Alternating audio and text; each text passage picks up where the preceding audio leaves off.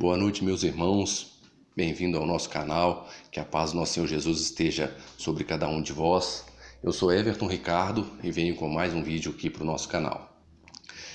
Hoje eu, a princípio, tinha prometido fazer um vídeo sobre o sábado. Eu mudei de ideia e vou fazer um vídeo sobre um tema um pouco mais polêmico e difícil de ser tratado do que o sábado. O sábado é uma coisa muito fácil de ver, de compreender e de entender nas Sagradas Escrituras. Hoje eu vou tratar, meus irmãos, a respeito de alma, da alma. Temos uma alma ou somos uma alma? O ser humano, na sua divisão básica, ele é preenchido dentro desse corpo com uma alma? Esse será o tema dos próximos vídeos, meus irmãos. A princípio, a palavra alma no original, que eu vou tratar primeiro o Antigo Testamento, no original hebraico é a palavra nefesh, que significa alma. E no grego, na língua grega, é a palavra psche, ou psique, que deu origem até à palavra psicologia. Eu já vi as duas pronúncias, mas eu acredito que a pronúncia correta é psche, que é a pronúncia correta de alma em grego. No Antigo Testamento, meus irmãos, a palavra alma aparece 755 vezes. A Septuaginta, que eu já falei um pouco sobre ela, que é a tradução grega do Antigo Testamento, que originalmente é em hebraico, a Septuaginta já traduziu, todas as vezes que apareceu a palavra nefesh, ela traduziu das 755 vezes, ela traduziu apenas 600 vezes como psche, que é alma. Ou seja, 155 vezes ela já não traduziu como alma, traduziu como vida, como pessoas, como algum outro significado que a palavra alma pode e tem, dependendo do campo semântico em que ela se encontra. Isso, meus irmãos, é um problema? Não, isso não é um problema, é errado. Eu gostaria que nas nossas Bíblias, que hoje eu acredito que no Antigo Testamento deve haver mais ou menos 20% de todas as referências da palavra alma, para nós na língua portuguesa deve aparecer apenas uns 20% desses 755. Atrapalha a princípio não, mas eu gostaria que as nossas Bíblias estivessem sempre onde no original é a palavra alma, trouxesse também a palavra alma. Por quê? Essa que começou com a Septuaginta, essa quebra na palavra alma pela palavra equivalente no seu campo semântico, a princípio é influenciado pela helenização, pela a língua grega, cultura grega e a filosofia grega. Ao traduzir já suplantou a cultura bíblico-semítica, que é a cultura judaico-cristã, que é a cultura que devemos entender e compreender o significado da palavra alma. A compreensão que temos hoje, meus irmãos, é a compreensão da filosofia grega, dos escritos de Platão, de Sócrates, que posteriormente veio ser introduzido na igreja através de Agostinho de Hipona e de São Tomás de Aquino. Vou tratar um pouco mais sobre isso nos próximos vídeos. Mas, a princípio, essa quebra da tradução já trouxe uma pequena perca para nós e para a Bíblia. E ao trazer para o português, trouxe uma perca enorme. E todos hoje que estão contaminados com essa cultura grega, contaminados pela filosofia grega, aí já trouxe uma perda maior. Por quê? Só antes de tratar um assunto, tratar um outro tema dentro do assunto. Esse assunto de alma interfere na salvação? Não. Isso tem a ver com salvação? Nada a ver com salvação. Mas por que eu acho importante a compreensão dessa doutrina, desse aspecto? A princípio, meus irmãos, para nós, os cristãos, isso não faz diferença nenhuma. Apenas uns vão compreender da forma certa, outros não. Mas, se compreendido de forma errada, que é o que tem acontecido hoje em todas as denominações cristãs, evangélicas, protestantes, católicas, todas, com exceção da igreja a qual eu pertenço, que é a Igreja Adventista do Sétimo Dia, que é a que eu creio que tem uma interpretação correta do assunto. E ao longo dos vídeos eu vou tentar transmitir para vocês essa interpretação, que é a interpretação correta e o que a Bíblia nos traz. Mas esse assunto não interfere na salvação, mas compreendido como hoje é compreendido, traz sérios prejuízos. Por quê? os irmãos espíritas, católicos e que não creem em nada, ateus, seja agnósticos, ao verem que os cristãos têm essa compreensão de alma, o que é uma alma, o homem tem uma alma, ao ver essa compreensão, o que acontece? Esse pessoal acaba tendo base para crer nas coisas que eles creem que são antibíblicas, que são coisas que vão contra a doutrina que a Bíblia ensina. Que essa forma que todos creem hoje, que a pessoa morre, vai direto para o céu, que a pessoa morre, vai para o local intermediário, para o purgatório, só dá base para o espiritismo, dá base para o catolicismo a questão da intercessão dos santos, dá base para essas aparições que eu creio que são aparições demoníacas de pessoas, de entes, de parentes e tudo mais, que não é bíblico. Por isso devemos ter uma compreensão correta. Isso não interfere na salvação, mas para os que estão aproximando ou se achegando ao cristianismo, é bom que tenham a compreensão correta para entender melhor e aproximar esse povo, para reunirmos, né, assim, o povo de Deus na compreensão correta do que as Sagradas Escrituras têm para nos dizer. Como estamos na Semana da Reforma, meus irmãos, que comemora agora no dia 31, comemorando agora os 502 anos da Reforma, temos que fazer como Lutero fez, trazer o povo de novo, né, novamente o povo às igrejas, para as Escrituras, e afastar a filosofia grega e o espiritismo que vem sendo infiltrado, disfarçado de doutrina dentro das igrejas. Por quê, meus irmãos? Por que o motivo desse vídeo? Eu quero mostrar para vocês que na Bíblia, na nossa Bíblia, a palavra alma, várias ocorrências dela, onde ela aparece tanto no Antigo quanto no Novo, vou começar pelo Antigo Testamento, ela aparece a palavra alma, para nós aparece outro significado que não é alma, e quando a palavra alma dá aquele sentido, dá aquela... Tipo, não é um sentido, ela pode ter a interpretação de um ser etéreo que subsiste fora do corpo, aí veio a palavra alma. E nos outros locais onde também no original aparece a palavra alma, eles traduziram por outra coisa. E isso o que aconteceu? Forçou as pessoas a entender que alma é o fantasminha camarada que mora dentro de nós, que existe dentro de nós.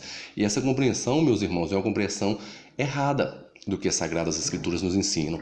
Um exemplo que eu vou dar para vocês, e vou citar o primeiro texto de hoje, o texto base, que tem que ser o texto base para a compreensão de alma nas Sagradas Escrituras. É o texto de Gênesis 2:7. Vamos ler aqui o texto de Gênesis 2:7. Eu peço aos irmãos que acompanhem lendo aí em uma outra Bíblia para poder ficar mais fácil a interpretação. Gênesis 2:7 diz assim a palavra do Senhor. Quando Deus criou o homem. Esse texto é a forma correta da antropologia bíblica do ser humano. Esse texto tem que ser o texto base para a interpretação de todos os outros textos, que uma regrinha de interpretação básica é interpretar os textos difíceis à luz dos mais fáceis, né? E esse texto é o texto base para esse vídeo e os próximos vídeos. Gênesis 2:7 diz assim: Então formou o Senhor Deus ao homem do pó da terra e lhe soprou nas narinas o fôlego de vida, e o homem passou a ser alma vivente. O texto nos diz que o homem passou a ser alma vivente. Deus modelou o boneco de barro, soprou nas narinas o fôlego de vida, que mais para frente a gente vai tratar sobre esse assunto, esse fôlego de vida, né? O Nishmat Haim, que pode ser traduzido, aqui é Nishmat Haim, mas pode ser o Ruach, o espírito, o sopro de Deus, o fôlego de vida. É a energia vivificante que deu vida para esse boneco de barro. E esse boneco de barro com vida passou a ser uma alma vivente, o que nos diz que o homem não tem uma alma dentro dele. Ele não tem uma alma, ele é uma alma. Essa é a compreensão que temos que ter. E antes que você pule da cadeira, já salte, já fique nervoso e já comece a lembrar algum texto, tenha paciência, acalme-se. Vamos chegar lá. Um texto, exemplo, que é um texto mal compreendido, que é Mateus 10:28, que o pessoal às vezes faz aquela divisão, que hoje temos 3 segmentos de interpretação antropológica do ser humano. Que é o que eu creio, que a minha igreja crê, que é que a antropologia bíblica do ser humano é holística, nós somos um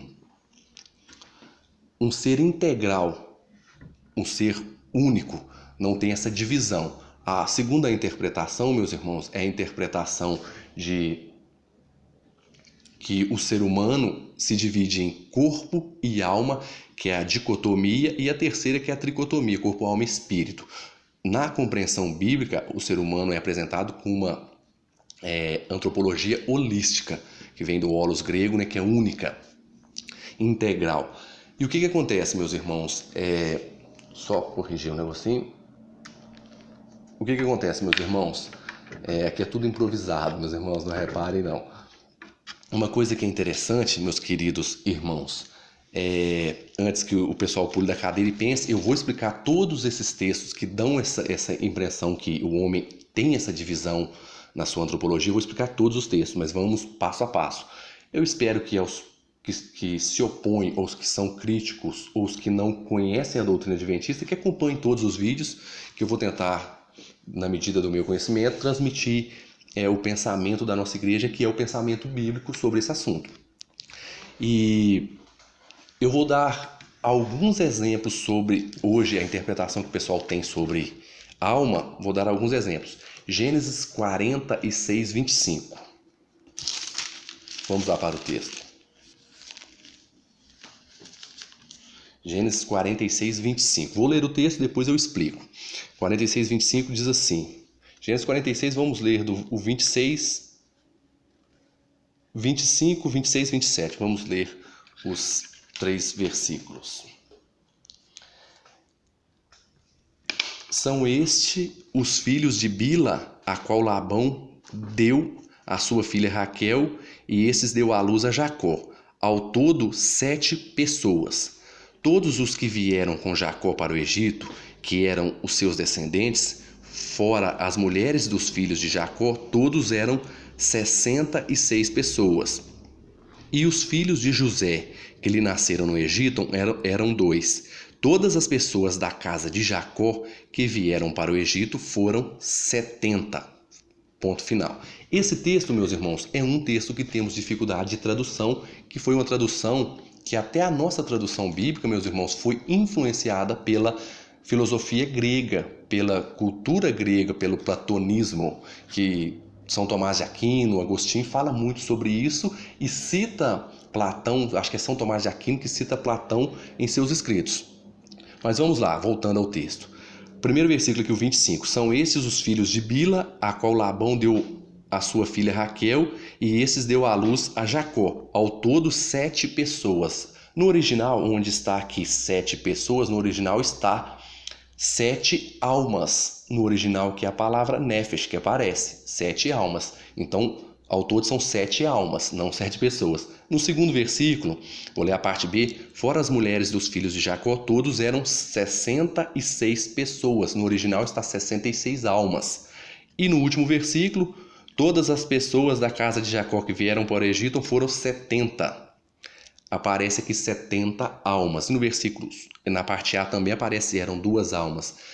Sempre que se refere a pessoas, a palavra que vem no original é alma, nefesh. E ao ler esse texto na língua portuguesa, nós nunca vamos identificar essa dificuldade. Mas no original, um significado que alma tem é uma pessoa, um ser vivente, que é o que Gênesis 2,7 diz, que nós somos uma alma vivente. Jacó desceu para o Egito com 70 almas, não foi com 70 fantasminhas atrás dele, foi com 70 almas. Outro texto também que nos dá luz para esses vídeos, meus irmãos, é o texto de Atos 7,14. Tem vários no Antigo Testamento, mas eu vou pular para o Novo, porque o pessoal às vezes faz o comentário que o conhecimento bíblico é progressivo, que realmente é progressivo. Deus veio se revelando de acordo com o tempo, não tudo de uma vez. Mas a questão alma não é progressiva. O mesmo pensamento que encontramos no Antigo Testamento, no Gênesis, encontramos no Apocalipse. Todos os autores inspirados da Bíblia, dos livros da Bíblia, têm em mente que alma não tem significado de ser etéreo. E vemos, por isso eu estou citando o Antigo e o Novo Testamento. Mas eu vou fazer um vídeo só sobre o Antigo e um só sobre o Novo Testamento. Falando sobre o texto do Novo Testamento, Atos 7,14, diz assim: Então José mandou chamar a Jacó, seu pai, e toda a sua parentela, isto é, 75 pessoas. 75 pessoas. Quando Lucas escrevendo o livro de Atos, no original ele usou 75 almas, que já toda a parentela de Jacó eram 75 almas. No original, psrei, a palavra que aparece aqui no original. Na nossa Bíblia já vem pessoas. Essa é a questão. Agora acredito que já deu para os irmãos entenderem onde eu quero chegar com esses vídeos. Que a compreensão que temos hoje de alma não é uma compreensão bíblica. Vamos ver mais um texto, que é Paulo, nos escritos de Paulo, que escreveu a maior parte do Novo Testamento. Romanos 11:3 diz assim: Senhor, mataram os teus profetas, arrasaram os teus altares, e só eu fiquei, e procuram me tirar a vida. Narrando a fala de Elias, se eu não estou enganado. Procuram me tirar a vida. No original, procuram me tirar a alma. Procuram tirar minha alma. Porque alma tem o significado de vida. Tem um significado aqui nesse texto de matar a pessoa é tirar a alma. Entendeu? Tirar a vida. O autor até traduziu como vida. E vamos ver vários textos desse tipo nesse estudo que eu tenho para nós. E o que acontece, meus irmãos? Isso é o espiritismo infiltrado nas igrejas. Esse é só um complemento, uma continuação do vídeo que eu fiz anteriormente, foi até o primeiro, que é o vídeo de Lucas 23:43, que se formos interpretar como o pessoal às vezes quer interpretar, que o ladrão da cruz morreu e foi direto para o céu. Ali não aparece a palavra alma hora nenhuma, a princípio de conversa. Se ele realmente foi para o céu naquele dia, temos uma contradição Bíblia com Bíblia, porque em João 20:17 diz que Jesus, no domingo de manhã, o ladrão morreu na sexta-feira, à tarde, Cristo, né? Domingo de manhã, Cristo, ao encontrar com Maria Madalena, diz em João 20:17, não me detens que ainda não fui para o meu Pai. Meu Deus, eu vou ter com meu Deus, meu Pai, vosso Pai, vai ter com os irmãos. Ele diz que não foi para o céu. Domingo de manhã ele ainda não tinha ido para o céu. Como que o ladrão da cruz foi para o céu na sexta-feira, se nem Cristo foi? Então ele chegou primeiro que Cristo, né? Essa é uma compreensão. Vemos que Lucas não tinha em mente dizer que o ladrão foi para o céu naquele dia. Lucas tinha em mente enfatizar a promessa que Cristo fez de dar a vida eterna a um ladrão. Uma pessoa que andou totalmente errado e que no último momento de vida aceitou a Cristo como seu Salvador. E entendeu. E o próprio ladrão diz: Senhor, lembra-te de mim quando vieres no teu reino. Essa é a compreensão que temos que ter. E o que acontece, meus irmãos? Depois deste vídeo, que é o de Lucas 23:43, eu quero iniciar essa série com esses vídeos. E o que acontece?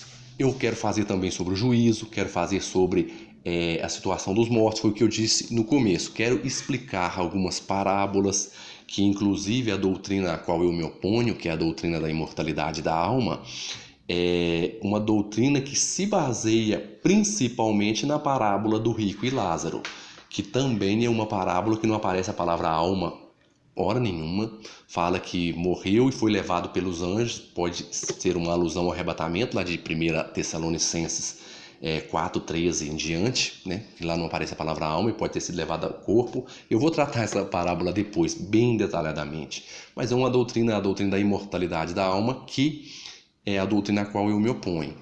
E aí eu quero tratar essa e outros textos.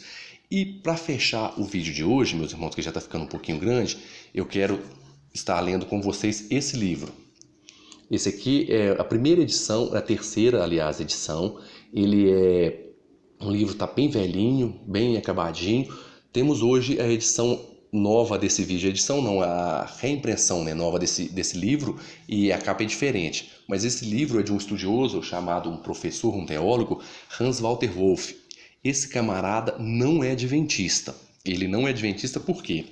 Ele, falando sobre a palavra alma, as referências da palavra alma, ele cita aqui num capítulo onde fala sobre o descanso, né, o descanso do homem, que ele está tratando aqui a antropologia do Antigo Testamento, que é o título do livro, tratando sobre o homem.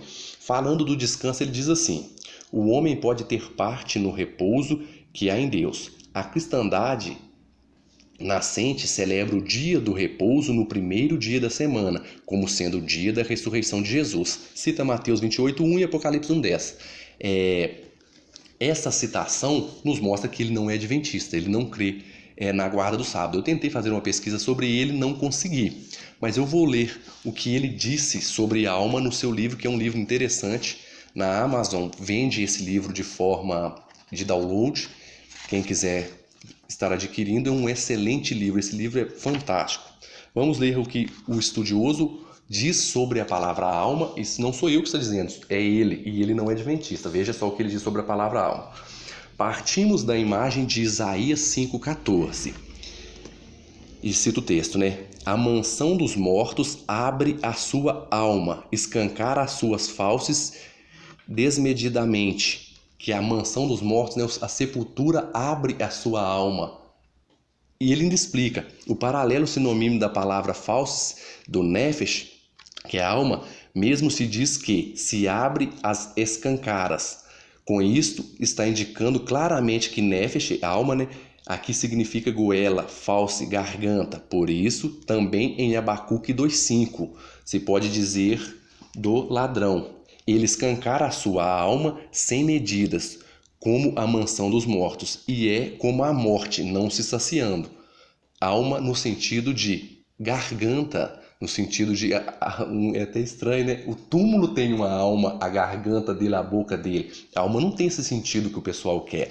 Ele continua dizendo, segundo isto, nefesh designa o órgão da ingestão de alimentos e do saciamento. A grande liturgia de ação de graças do Salmo 107, na sua primeira estrofe, fala dos famintos e sedentos cuja nefesh, né, a alma, desfalecia e que devem agradecer a Deus, porque ele saciou a alma ressequida e encheu de bens a alma faminta.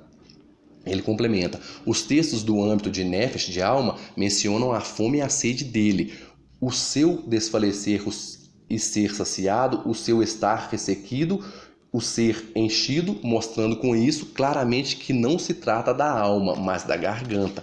Toda a canseira do homem é para a sua boca, mas a nefesh não se enche, mas a alma não se enche. Está falando aqui de boca, de garganta. Ele cita Provérbios 10:3, mas não deixe sofrer fome a nefesh do justo, a alma do justo, mas repele a avidez do ímpio. Mais uma vez, o texto mostra claramente que se quer falar da garganta, mas ao mesmo tempo que a palavra designa simplesmente o homem necessitado. A palavra tem sentido de... A palavra alma, né, nefesh, no Antigo Testamento, tem sentido também de uma pessoa necessitada, de uma pessoa com necessidades. E ele trata um outro texto aqui, que esse eu vou deixar para tratar no vídeo, que é um texto um pouco mais difícil, e vou fazer mais uma citação do seu livro, que diz o seguinte, ele citando um outro estudioso, J.H. Becker, Nefesh 1942, deve ser o nome do livro dele. Provavelmente, impugnou a significação fundamental goela defendida por L. Dur Napash em 1926, aceitando como significação básica mais antiga respiração. A significação básica da palavra nefesh mais antiga encontrada significa nefesh, que é alma, significa respiração, e não fantasminha camarada que muitos querem que seja. E continuando, de modo semelhante, M. Seligson, em 1951. Essa discussão provavelmente é ociosa, pois para os semitas comer, beber e respirar realizava-se na garganta. Assim, ela era a sede das necessidades elementares da vida, simplesmente. E ele faz mais uma citação muito interessante aqui, meus irmãos. Nossa, eu perdi a citação. Eu acho que eu tenho ele aqui, só um minuto, irmãos, que aqui é tudo improvisado.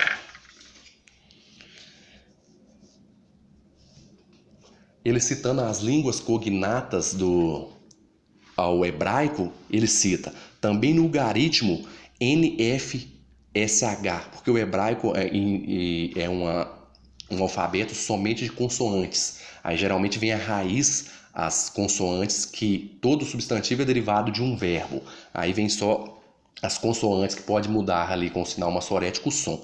Mas, voltando, no ugarítico, nefesh Repetidas vezes significa garganta, goela, depois apetite, desejo, sentimento e ente vivo. No árabe, nafsun pode significar tanto respiração como apetite, depois vida, sentimento e pessoa.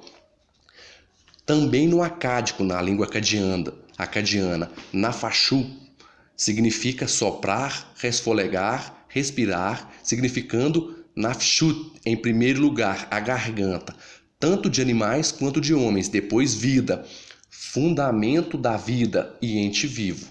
Vemos que nas línguas cognatas ao hebraico, no pensamento acadiano, no pensamento ugarítico, no pensamento judaico, a alma não tem esse significado que muitos gostariam que tivesse. Eu sei que é uma coisa difícil, a princípio tem pessoas que levam um choque ao ouvir isso, pode até ficar bravo comigo, me achar, nossa, que heresia, mas eu espero que assistam os vídeos até o final, que deixe eu demonstrar, de acordo com a palavra de Deus, todas as referências da palavra alma, não as 755, mas boa parte eu pretendo mostrar do Antigo Testamento e do Novo, para mostrar aos meus irmãos que esse significado de alma que temos hoje é um significado pagão, é um significado que a Bíblia não nos ensina.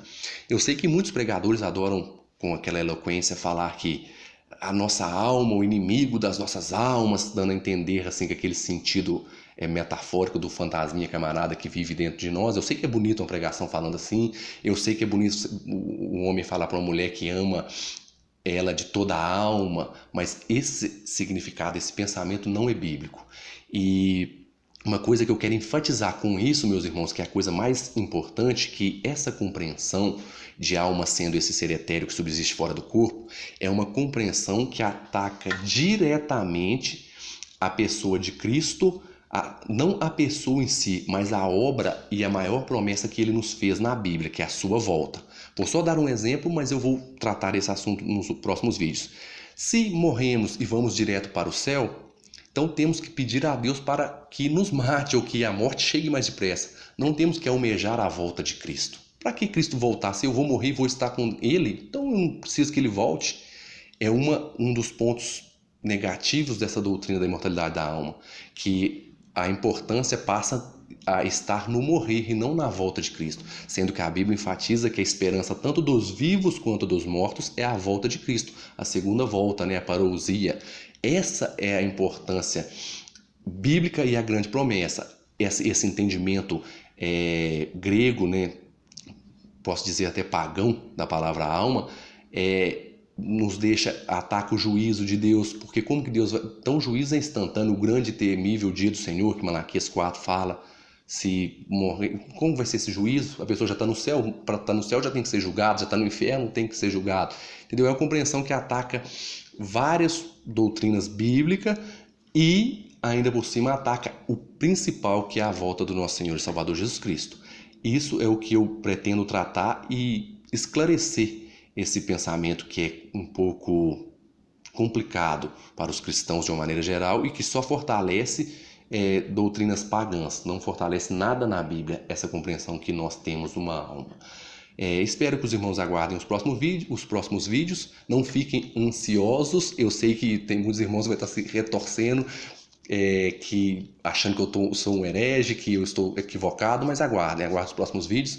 Posso demorar um pouco a estar trazendo os outros vídeos, mas ao fim dessa série eu espero ter esclarecido para os irmãos a questão da palavra alma nas Sagradas Escrituras e o pensamento adventista, que é um pensamento 100% bíblico. Espero ter ajudado e aguardem os próximos vídeos. Meus irmãos, fiquem na paz de Cristo, Jesus abençoe e que nada, nem doutrina, nem filosofia nenhuma, nos tire a grande esperança da volta do nosso grande Deus e Salvador, Cristo Jesus. Timóteo 2,13.